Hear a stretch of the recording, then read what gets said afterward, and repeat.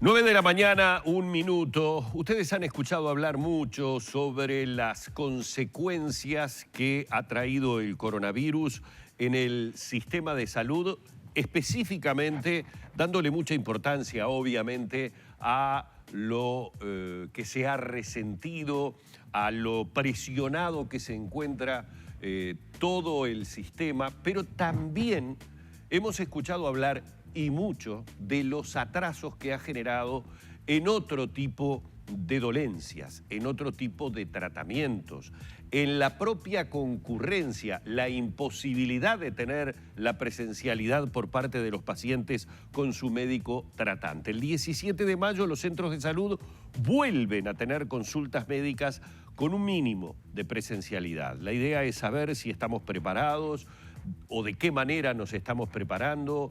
De alguna forma el porcentaje de vacunación que tienen los integrantes del sistema de salud los coloca en una posición como para ir retornando sí o no a esta presencialidad, y se lo vamos a preguntar al doctor Carlos Cardoso, vocero de la Coordinadora Nacional de Instituciones de Asistencia Médica Colectiva. Doctor, antes que nada, muchas gracias por mantener este contacto y bienvenido a Arriba Gente. Buenos días, por favor, ustedes lo merecen. Muchas gracias, doctor. Bueno, ha quedado planteado el tema y a uno le queda fundamentalmente la interrogante sobre qué piensa el trabajador de la salud, el médico. Obviamente que todos sabemos que hay unanimidad en cuanto a que la presencialidad es necesaria para el seguimiento de muchísimas dolencias y de la evolución del paciente. Pero en esta cuestión y en esta coyuntura, en donde todavía los números, lamentablemente, del coronavirus son realmente muy preocupantes, ¿estamos preparados para ese retorno? Bueno, preparados las instituciones sí estamos, es más, mayoritariamente o casi todas las instituciones el día 3 de mayo presentaron sus propios planes individualizados de la vuelta a la normalidad o los planes de normalización, como se llaman.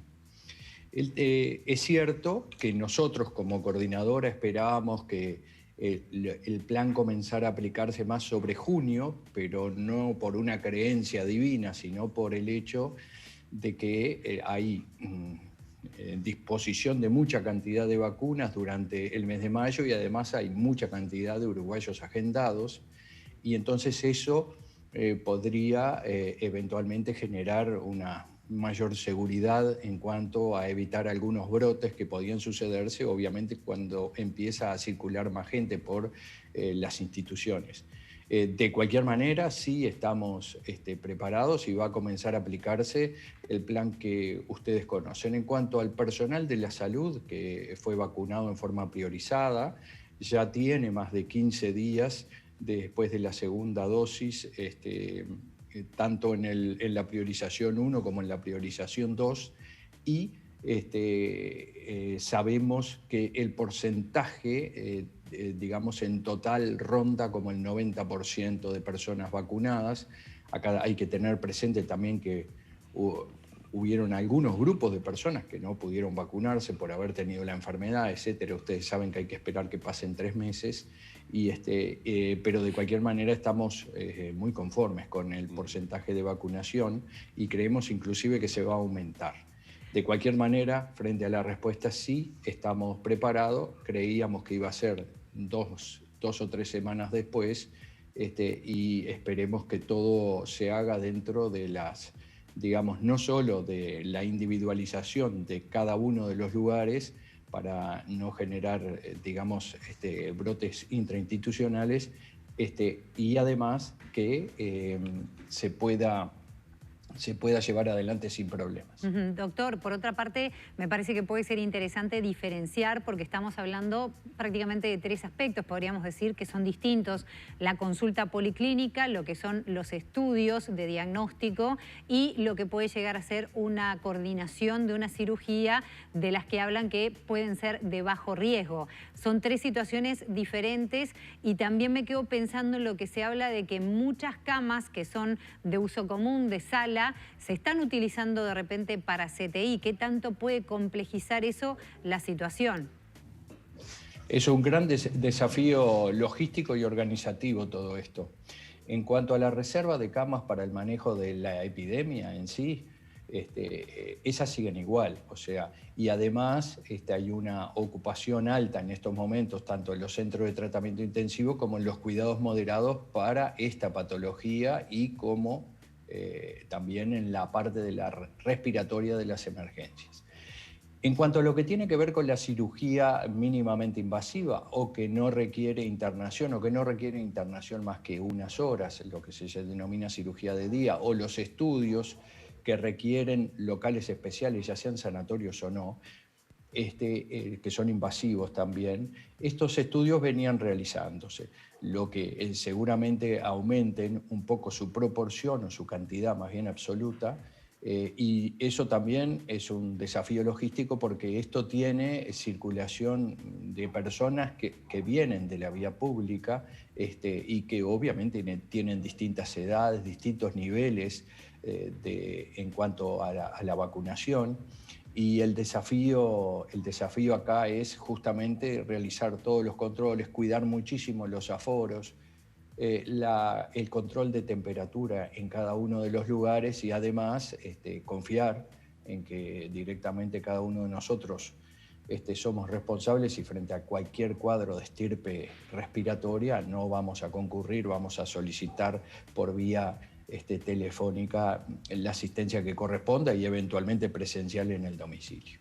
Entonces, esas serían un poco los desafíos y en cuanto al desafío que tiene que ver con la parte de policlínica de presencialidad, que por supuesto que había presencialidad, acá lo que se extiende es a todas las especialidades anestésico-quirúrgicas y el desafío básicamente, y está muy relacionado a las capacidades locativas de cada lugar, es mantener los aforos en forma adecuada y además la coordinación y la combinación de los distintos tipos de policlínicas según los lugares, según la característica de los locales donde se desarrollan, para poder respetar todo el tipo de aforos que existen.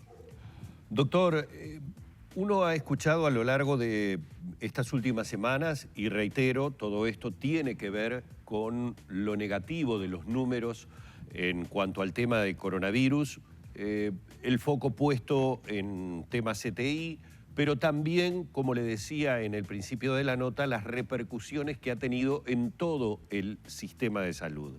Es muy recurrente la pregunta periodística sobre si hay o no hay un deterioro en la asistencia sanitaria que le estamos dando a toda la población, hablando en este caso de todas las afecciones que tenemos. Según su criterio, ¿el sistema sanitario no está respondiendo de forma adecuada a las exigencias de salud de la población? Bueno, tu pregunta es bien interesante. Requiere manejar muchísima información para contestar eso. Yo voy a tratar de simplificar. Por suerte, el sector de las instituciones de asistencia médica colectiva maneja muchísima información sobre no solo datos de producción, datos de calidad, datos de desempeño, en virtud de que además los informa el Ministerio de Salud Pública todos los meses, y lo hizo durante toda la pandemia. Acá no podemos desprendernos del paraguas y del contexto de que estamos en una situación excepcional y que el sistema de salud jerarquizó gran parte de sus recursos humanos, materiales, logísticos, etcétera, para poder, digamos, hacer frente a la pandemia, generar todas las minimizaciones de los impactos que se puedan generar con respecto a la enfermedad esta, que es una enfermedad nueva en la que todos los humanos somos susceptibles, y que ahora el cambio que tenemos, por suerte, es que tenemos la vía de salida de la epidemia, que es la vacunación. Ahora, con respecto a digamos, la habitualidad, a las características demográficas de la población uruguaya, obviamente que han habido cambios en las condiciones y características del control y tratamiento de las enfermedades crónicas no transmisibles. O sea, aquellas que caracterizan a nuestra sociedad por ser una sociedad con una expectativa de vida alta. Por ejemplo, la hipertensión arterial, la cardiopatía isquémico hipertensiva, la diabetes, bueno, el tema, la epidemia de obesidad, vamos a decir. Entonces, obviamente, si nosotros decimos, ¿son iguales los controles ahora que antes? La respuesta es negativa, no es lo mismo. Porque no es lo mismo, porque todo el sistema de salud y todas las personas tuvieron que adaptarse a esta realidad, y entonces las condiciones anteriores ya no se daban para hacer exactamente lo mismo. Y si bien existen controles, existe una clasificación telefónica por parte de los médicos tratantes para hacer presencial o no determinados controles a las personas, también tenemos que pensar que esto siempre tiene una contraparte, que es la voluntad de la persona de concurrir en situaciones excepcionales como el cuidado de los aforos, el no poder estar con acompañantes, etcétera. Un sinfín de cambios muy importantes que en definitiva han alterado la habitualidad. Pero lo que más creemos nosotros ha alterado la habitualidad es que nuestra función y la función asistencial digamos, en lo que nos toque a cada uno de nosotros es presencial. La gente, la cultura es que le gusta estar cara a cara, le gusta poder preguntar mucho más que a través de una vía telefónica, y esa característica de humanización que tiene nuestra profesión no es sustituida por los elementos de tecnologías de la información, y por lo tanto estos cambios bruscos que son necesarios porque obviamente forman parte de cortar las cadenas de contagio, no ayuda a que, digamos, existan buenos controles, sobre todo en las enfermedades crónicas no transmisibles. Pero también, en la segunda parte que ustedes hacían referencia, en el despistaje de aquellos cánceres que se realizan o que se buscan en forma precoz para hacerle los tratamientos, ya sean mamografías, colposcopías, endoscopías digestivas para la búsqueda del cáncer colorectal. Tampoco ayuda, digamos, la situación, en el sentido de que hay personas que deciden no hacérselo ahora porque ni siquiera pueden estar acompañadas, y en un segundo aspecto también los aforos determinan cambios hacia adelante en la coordinación. O sea que evidentemente estamos obviamente en una situación en la cual se jerarquiza todas aquellas cuestiones vinculadas a la pandemia y se disminuye en algo y se cambia culturalmente el control de las enfermedades crónicas no transmisibles y los exámenes. Doctor, ya nos tenemos que despedir, pero brevemente se está hablando de entre 50 y 60.000 pacientes que están esperando solamente coordinación de cirugías. Lógicamente que este comienzo de a poco va a ir matizando esa espera, pero se habla de que tendría que operarse un 25% más durante un año para poder ponerse a tiro, para decirlo de la forma más concreta, ese retraso. ¿Cómo ven esa situación a futuro cuando en realidad se va a empezar, como usted lo decía, con un aforo limitado? ¿Ya se está trabajando en eso? ¿Cómo se maneja? Muy bien, mira, nosotros como tenemos mucha información, les puedo decir que desde el año 2015 al año 2019, la cirugía aumentó un 35%, son números muy importantes. Entonces, cuando nosotros hoy analizamos la diferencia de cirugías que hacíamos con respecto a diciembre del año 2019, y la diferencia que hay actual, nosotros no encontramos esa diferencia. Estoy hablando exclusivamente de las instituciones de asistencia médica colectiva. Encontramos una diferencia en la indicación, que no quiere decir que se mantenga ahora, de aproximadamente entre 18 y 20.000 cirugías.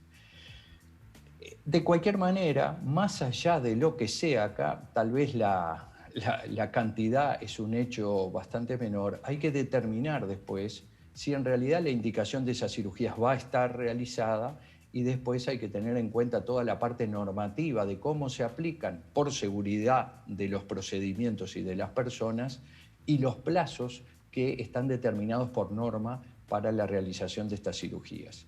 Si lo comparamos contra el año 2015 o 2014 no hay diferencia. Si lo comparamos contra el año 2019 nos dan estos números que te estaba diciendo. Perfecto. Doctor Carlos Cardoso, vocero de la Coordinadora Nacional de Instituciones de Asistencia Médica Colectiva, muchísimas gracias por su tiempo. No, por favor, a las órdenes y que pasen ustedes bien.